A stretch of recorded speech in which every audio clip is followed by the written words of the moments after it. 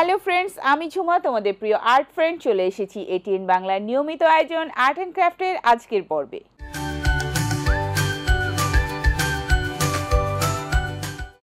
Friends, পুরো পর্ব জুড়ে দারুণ সব ক্রিয়েটিভ আর্ট ও ক্রাফট আইডিয়াস সহ বিশেষ জ্ঞান অর্জনে তোমাদের জন্য থাকছে কালচারাল নলেজ।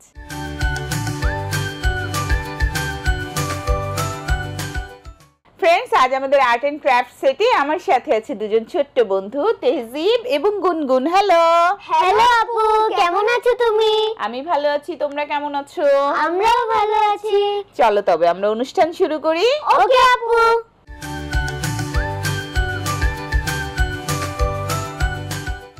ফ্রেন্ডস, শুরু করছি আর্ট এন্ড ক্রাফটের first segment, art lesson. Art লেসনে আজকে আমরা আঁকবো ক্যানভাসে শালিক পাখি।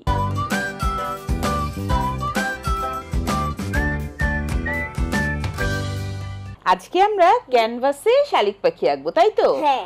ক্যানভাসে শুরুতে আমরা সাইন পেন দিয়ে হালকা করে শালিক পাখিটা একটু ড্র করে নিব। এটা কি সাইন পেন দিয়েও করা যাবে নাকি পেন্সিল কালার দিয়েও করা যাবে? পেন্সিল কালার দিয়ে করা যাবে, কিন্তু একটু কষ্ট হবে। আমরা এখানে সাইন পেন দিয়ে করে নিচ্ছি। ওকে।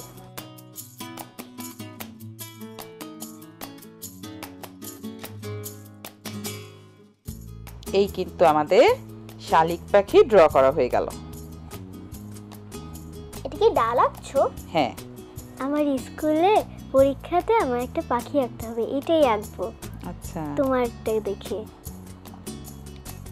এবারে আমরা শালিক পাখির রঙে চলে যাব। এই রংটা করার জন্য আমরা একটু হালকা করে ড্র করে নিব যে কোন অংশগুলো কি কালার হবে। যেমন গলার কাছে শালিক পাখির কি হয়, কালো রং হয় না? হ্যাঁ, কালো রং হয়। এই অংশগুলো কালো হয়। এই জায়গার অংশটা কিন্তু হলুদ হয়, তাই না? হলুদ হয়। ঠোঁটটা কি হয়? ঠোঁটটাও হলুদ। হলুদ হয়। হ্যাঁ, ঠোঁটটাও হলুদ। সাথে একটু এই জায়গাটাতে একটা অংশ একটু সাদা দিব আমরা। হ্যাঁ, একটু সাদা দিব। আর এই নিচের লেয়ারটা কিন্তু আবার ব্ল্যাক কালার হবে, তাই না? ব্ল্যাক কালার গুলো আমরা এরকম এরকম দাগ দিয়ে দিই, তাহলে আমাদের পরে কালার করতে সুবিধা হবে। এই জায়গাগুলো আমাদের ব্ল্যাক কালার হবে, আর বাকিটুকু হবে কি কালার? খয়েরি কালার। গুনগুন, তুমি কি জানো শালিক পাখির ইংরেজি কি? না তো। মার্টিন। ওয়াও, কি সুন্দর নাম। জানো তেহজিব, শালিক পাখি আমাদের কাছে থাকতে খুব ভালোবাসে। হ্যাঁ, এজন্যই তো সব জায়গায় শালিক পাওয়া যায়। হ্যাঁ, পৃথিবীতে 9 প্রকারের শালিক পাখি আছে, কিন্তু বাংলাদেশে 6 প্রকারের দেখা যায়। তার মধ্যে 4 প্রকারের ভালোভাবে কথা বলতে পারে শালিক পাখি। হ্যাঁ আপু, এটা কি যে কোনো ওয়াটার কালার দিয়ে করা যাবে? আমরা এখানে অ্যাক্রিলিক কালার দিয়ে করব, ওয়াটার কালার দিয়ে করব না। আচ্ছা, পোস্টার কালার দিয়ে করা যাবে? হ্যাঁ, সব কালার দিয়েই করা যাবে। এখানে আমরা নিয়েছি বাদামি 3টা শেড, হালকা বাদামি, একটু ডিপ, তার চেয়েও ডিপ। নিয়েছি একটু খয়েরি রং, নিয়েছি কালো এবং ফিরোজা ব্লু, যেটা সেটা ফিরোজা ব্লুটা আমরা যেটা করব একটু ব্যাকগ্রাউন্ডে কোথাও কোথাও দিয়ে দিব। আকাশ। হ্যাঁ, আকাশের মতো লাগবে। হ্যাঁ, এইভাবে কোথাও কোথাও, সব জায়গায় দিব না, কোথাও কোথাও দিতে হবে। কোথাও কোথাও দেব, একদম যেন আকাশ আকাশ লাগে। আকাশ আকাশ লাগে সেটার জন্য। গুনগুন, তুমি কি পাখি নিয়ে কোনো গান পারো? হ্যাঁ পারি, কিন্তু শালিক পাখি নিয়ে পারি না। যে কোনো একটা পাখি নিয়ে গান বলো তো, শুনি তো। আপু, তুমিও কি শুনবে? হ্যাঁ, চলো বলো তো। বুলবুল পাখি ময়নাটি আয়না জানা গান শুনি, দূর দূর বনের গান, নীল নীল নদীর গান, দুধ ভাত দেব সন্দেশে মাখিয়ে। বুলবুল পাখি ময়নাটি আয়না জানা গান শুনিয়ে, ঝিলমিল ঝিলমিল ঝর্ণা যেথায়, কুলকুল কুলকুল রোজ বয়ে যায়, ব্যঙ্গমা ব্যঙ্গমে গল্প শোনায়, রাজার কুমার পঙ্খিরা চড়ে যায়, ভোরবেলা পাখনা মেলে দিয়ে তোরা এলি কি বল না সে দেশ বেরিয়ে। বুলবুল পাখি ময়নাটি আয়না জানা গান শুনিয়ে, কোন গাছে কোথায় বাসা তোদের, ছোট্ট কি বাচ্চা আছে তোদের, দিবি কি আমায় দুটো তাদের, আদর করে আমি পুষবো তাদের, সোনার খাঁচায় রেখে ফল দেব খেতে, রাধে কৃষ্ণ নাম দেব শিখিয়ে, বুলবুল পাখি ময়নাটিয়ে, আয়না জানা গান শুনিয়ে। ওয়াও, খুব সুন্দর হয়েছে। আমরা একটু ডালের মধ্যে রং দিয়ে নিলাম, বাদামি কালার, হালকা বাদামি এবং গাঢ় বাদামি দুটো রং আমরা ডালের মধ্যে দিয়ে নিলাম, যেন একটু ভালোভাবে গাছটা বোঝা যায়। হ্যাঁ, এবারে আমরা শালিক পাখির রঙে চলে যাব। শুরুতেই আমরা কালোতে চলে যাব। আমরা মাথার কাছে একটু কালো দিয়ে নিলাম। ঝুমাপু, আমার ভাত শালিক খুব পছন্দের। হ্যাঁ, শালিক পাখির অনেকগুলো প্রজাতি আছে, তার মধ্যে আমি তিনটি বলতে চাই, যেমন ঘাং শালিক, ঝুটি শালিক এবং ভাত শালিক। গুড। এই তিনটা আমার খুব পছন্দের।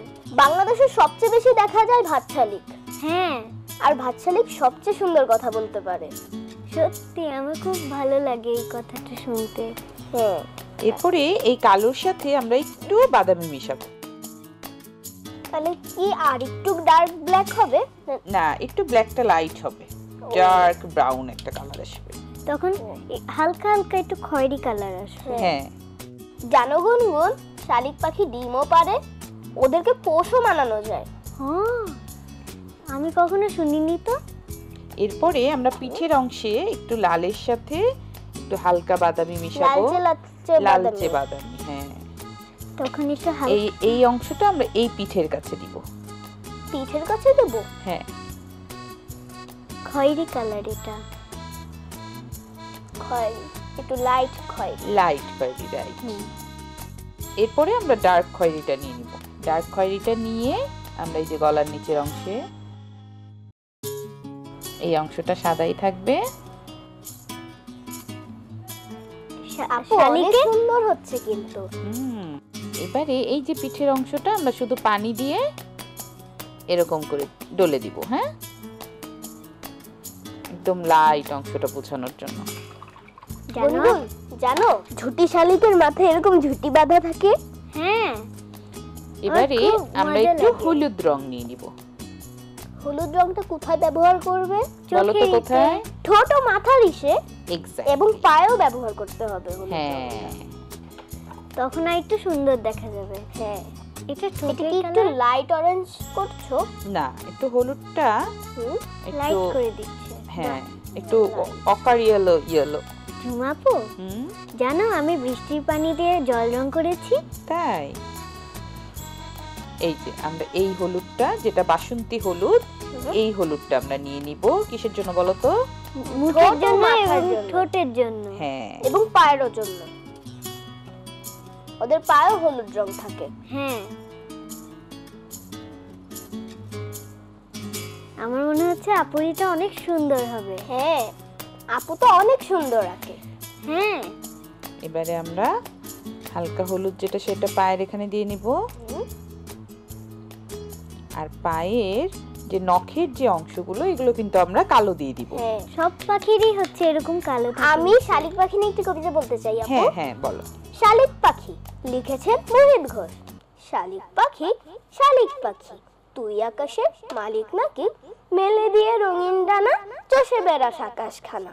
কেউ বকে না, কেউ মারে না, পর বলে কেউ হাঁক ছাড়ে না, নিজেই তুই নিজের মালিক, ওরে আমার পুচকে শালিক। থ্যাংক ইউ, অনেক সুন্দর হয়েছে। অনেক সুন্দর হয়েছে, থ্যাংক ইউ। আমরা লেজের দিকটাতে কোথাও কোথাও একটু ডার্ক দিয়ে নিচ্ছি। পায়ের অংশটা আমাদের হয়ে গেল। এখন কি গলার কাছে আরেকটু ডার্ক কালার দিব? হ্যাঁ, গলার কাছে আমরা সামান্য একটু ডার্ক দিচ্ছি, এই জায়গাটাতে একটু সামান্য ডার্ক দিব, এবং পালকের একটা টেক্সচার আমরা দিয়ে নিব। দেখেছো? শালিক পাখি বসে থাকলে আমার খুব ভালো লাগে, অনেক সুন্দর দেখা যায়। ঠোঁটের এই জায়গাটাতে, চোখে সাবধানে, এটা খুব সাবধানে করতে হবে। হ্যাঁ, নাহলে ছবিটাই নষ্ট হয়ে যাবে। ছবিটাই নষ্ট হয়ে যাবে এবং দেখতে ভালো লাগবে না।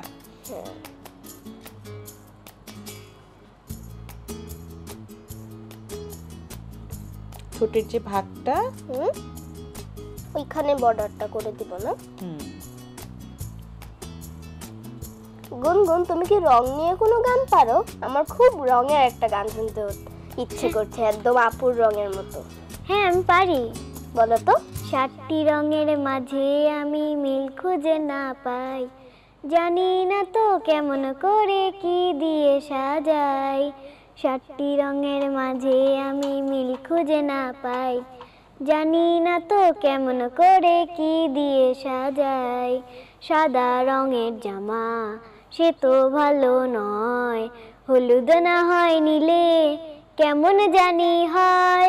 লাল টুকটুক মালা যদি দিতে পারি তাই, জানি না তো কেমন করে কি দিয়ে সাজাই। 7টি রঙের মাঝে আমি মিল খুঁজে না পাই, জানি না তো কেমন করে কি দিয়ে সাজাই। বাহ, খুব সুন্দর হয়েছে। এবারে আমরা ডালটার মধ্যে আরেকটু কাজ করব। ডালটা যেন একদম রিয়েল লাগে, তাই তখন আরো সুন্দর লাগবে।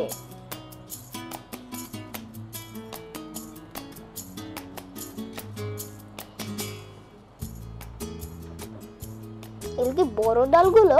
হ্যাঁ, এগুলো ছোট ছোট ডাল, বড় বড় ডাল। এরপরে আমরা যদি চাই আবার কোথাও কোথাও একটু সবুজ পাতাও দিতে পারি, যদি চাই দিব না সেক্ষেত্রে দিব না। এই তো আমাদের শালিক পাখি আঁকা শেষ। ওয়াও আপু, এটা তো অনেক সুন্দর হয়েছে, এটা অনেক রিয়েলিস্টিক লাগছে। চলো তবে আমরা বন্ধুদের দেখিয়ে আসি কেমন হলো আমাদের শালিক পাখি আঁকা। চলো আপু। ছোট্ট বন্ধুরা দেখে নিলে খুব সহজে ক্যানভাসে আমরা কি করে শালিক পাখি এঁকে নিলাম।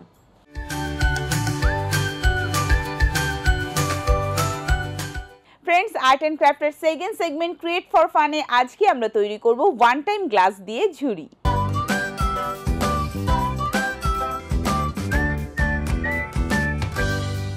আজকে আমরা এই ধরনের ওয়ান টাইম গ্লাস দিয়ে ঝুড়ি তৈরি করব। কেমন? ঠিক আছে, ওয়ান টাইম গ্লাস দিয়ে কিভাবে বানাবো? এই যে আমি দেখাচ্ছি। এই ধরনের গ্লাসগুলোকে আগে আমরা রং করে নিব। এটাকে রং করে নিয়ে এই যে বর্ডারের অংশটাকে আমরা কেটে নিব।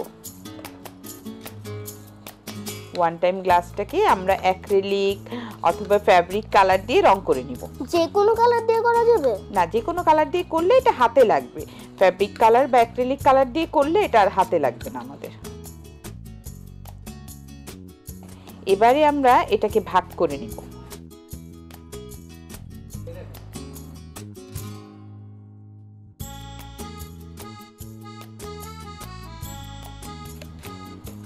এটাকে আমরা কেটে নিলাম। এরপর কি ফ্যানের মতো করে ভাঁজ করে দিব? এই ফ্লাওয়ারের মতো ভাঁজ করে দিতে হবে। ওটাও আমরা একই ভাবে কেটে নিব।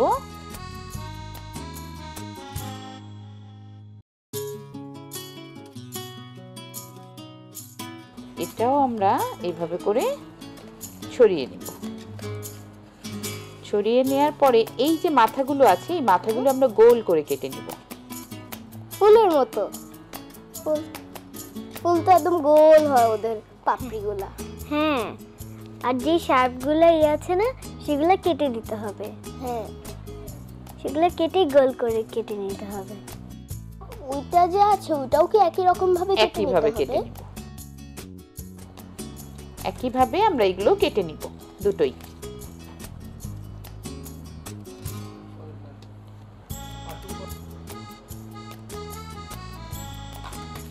এভাবে করে আমরা দুটো অংশ একই রকম করে কেটে নিলাম। এবারে আমরা যেটা করব, একটা অংশ আমরা এইভাবে করে ফোল্ড করে নিব উল্টো দিকে, তাই না? আরেকটা অংশ আমরা ভেতর দিকে ফোল্ড করব।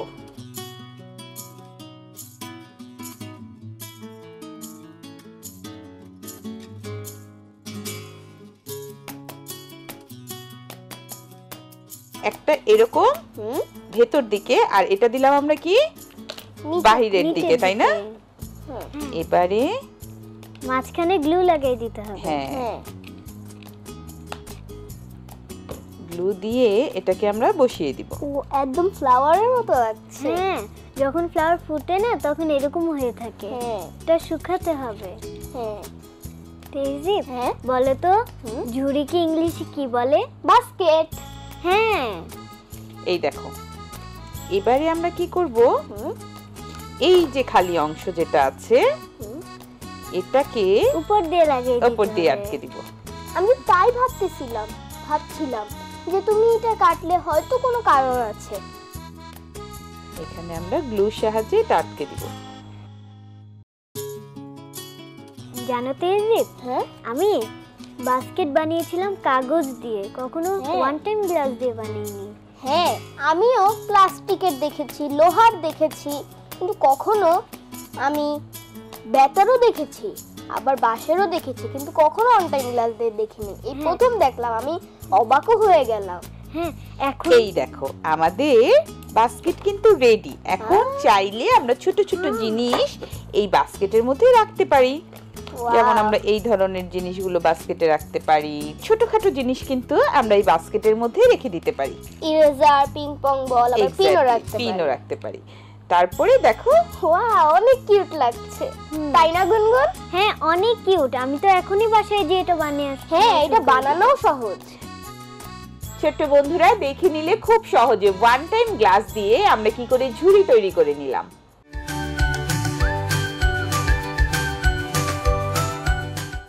ফ্রেন্ডস, আর্ট অ্যান্ড ক্রাফটের থার্ড সেগমেন্ট কালচারাল নলেজে আজ আমরা জানবো দক্ষিণ হিমালয়ের দ্বিতীয় বৃহত্তম বৌদ্ধ বিহার পাহাড়পুর বৌদ্ধ বিহার সম্পর্কে।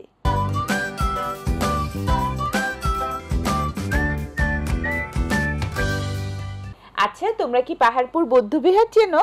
হ্যাঁ, ওটা অনেক প্রাচীন কালে তৈরি হয়েছিল। গিয়েছো তুমি সেখানে? হ্যাঁ, খুব ভালো লাগে। ওখানে ছোট ছোট কিছু ঘর আছে, অনেক পুরানো ওই জায়গাটা। আর কি জানো পাহাড়পুর বৌদ্ধ বিহার সম্পর্কে? ওখানে বৌদ্ধ ভিক্ষুরা পড়াশোনা করত। বাহ, তোমরা তো অনেক কিছু জানো। হ্যাঁ, ওটা বৌদ্ধ ভিক্ষুদের বাসার মতো ছিল, স্কুলও বলা যায়। আচ্ছা আচ্ছা, চলো আমরা পাহাড়পুর বৌদ্ধ বিহার সম্পর্কে আর অনেক কিছু জেনে আসি। চলো।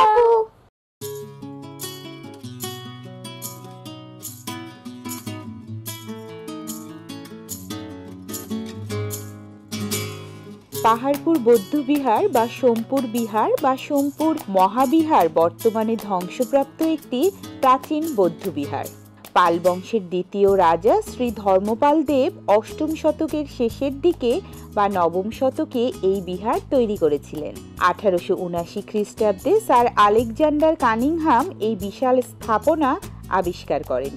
ইউনেস্কোর মতে পাহাড়পুর বিহার বা সোমপুর বৌদ্ধবিহার দক্ষিণ হিমালয়ের দ্বিতীয় বৃহত্তম বৌদ্ধবিহার। আয়তনে এর সাথে ভারতের নালন্দা মহাবিহারের তুলনা হতে পারে। এটি 300 বছর ধরে বৌদ্ধদের অতি বিখ্যাত ধর্ম শিক্ষাদান কেন্দ্র ছিল। শুধু উপমহাদেশের বিভিন্ন স্থান থেকেই নয়, বরং চীন, তিব্বত, মায়ানমার, মালয়েশিয়া, ইন্দোনেশিয়া, কম্বোডিয়া প্রভৃতি দেশের বৌদ্ধরা এখানে ধর্মজ্ঞান অর্জন করতে আসতেন।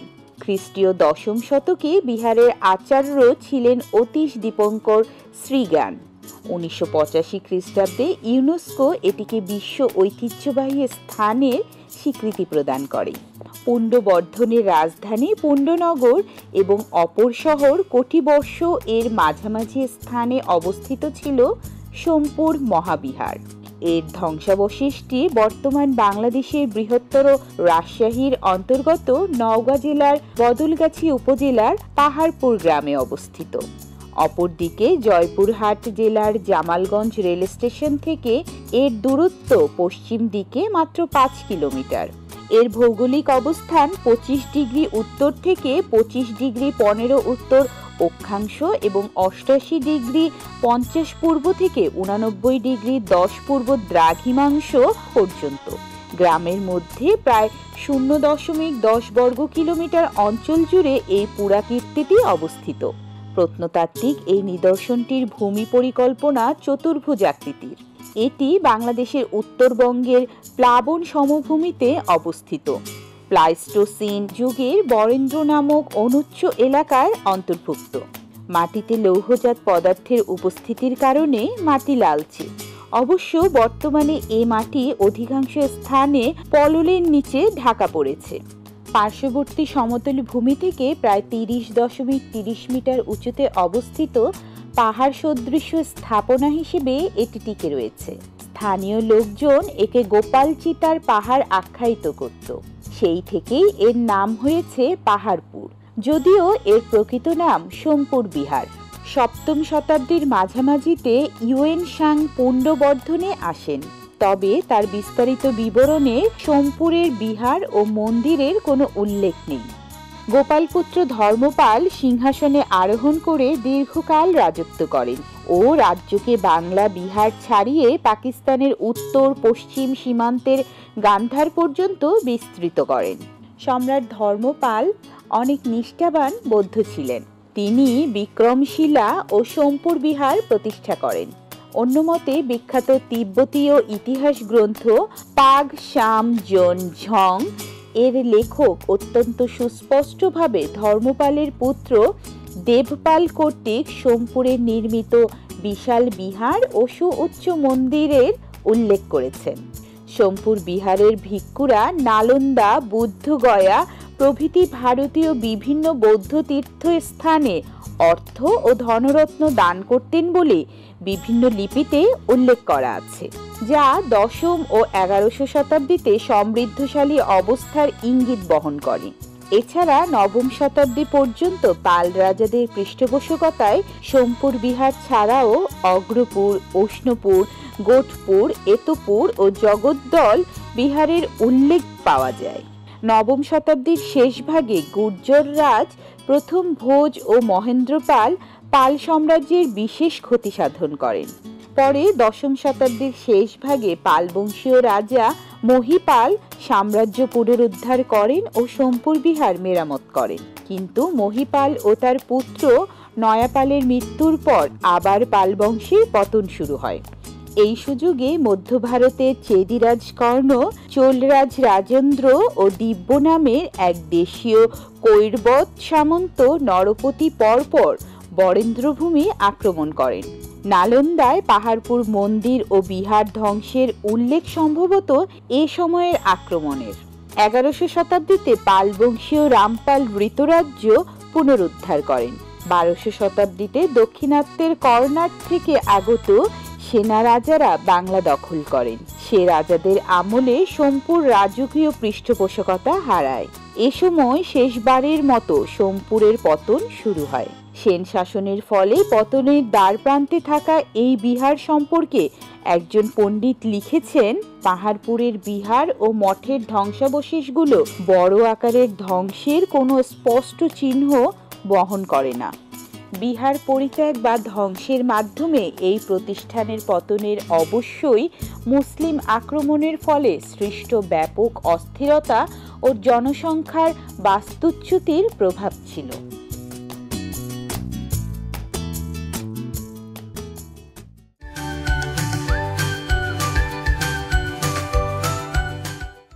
ফ্রেন্ডস, আজ আমাদের আর্ট এন্ড ক্রাফট এখানেই শেষ করছি। আগামী পর্বে আবারও দেখা হবে নতুন সব ক্রিয়েটিভ আর্ট ও ক্রাফট আইডিয়াস এবং নতুন কোনো কালচারাল নলেজ নিয়ে। সেই পর্যন্ত সবাই ভালো থেকো, সুস্থ থেকো আর অবশ্যই দেশকে ভালোবেসো। Bye bye.